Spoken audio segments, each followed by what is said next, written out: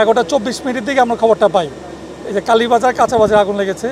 আগুন লাগার সাথে সাথে আমাদের নারায়ণগঞ্জ ফায়ার ব্রিগেড এবং হাজীগঞ্জ ফায়ার ব্রিগেড একদম খুব কাছাকাছি সময় ওরা দু জায়গাতে বুক করছে, যেহেতু কাঁচা বাজার এই চিন্তা করে আমরা দ্রুত সময় 2 স্টেশন থেকে 4টা গাড়ি, পরে নারায়ণগঞ্জ থেকে আরও একটা গাড়ি, মোট 5টা ইউনিট আমাদের এখানে কাজ করতেছে।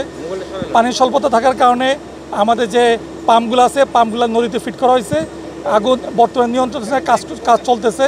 আপনারা জানেন এই কাঁচা বাজারের মধ্যে অনেক মশলা, এই মশলাগুলোর কারণে প্রচণ্ড ধোঁয়া সৃষ্টি হয়েছে এবং ধোঁয়াগুলো অনেক ঝাঁঝালো ধোঁয়া, যে শুকনা মরিচ, ধনিয়া ইত্যাদি মশলা আইটেম থাকার কারণে আমাদের ফায়ার ফাইটাররা অনেক বেগ পাইতে হয়েছে।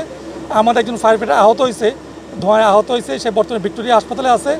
আগুন বর্তমানে নিয়ন্ত্রণে আছে, এছাড়া কোনো আহত নিহত আমরা খবর পাইনি।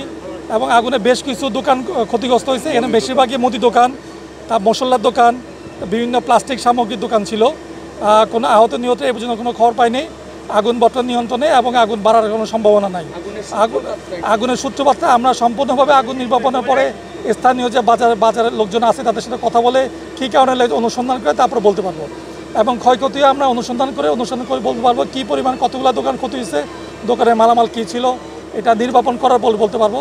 তো বর্তমানে আগুন নিয়ন্ত্রণে বাড়ার কোনো সম্ভাবনা নাই। আনুমানিক 30টা প্লাস দোকান হইতে পারে, তারপরেও কম বেশি হইতে পারে। আমরা আগুন সম্পূর্ণ নির্বাপন করে বুঝতে পারবো, যেহেতু এখন রাত্রেবেলা অন্ধকার সময়, তারপরে আমরা সম্পূর্ণ নির্বাপন করে বুঝতে পারবো কী পরিমাণ ক্ষয়ক্ষতি হয়েছে।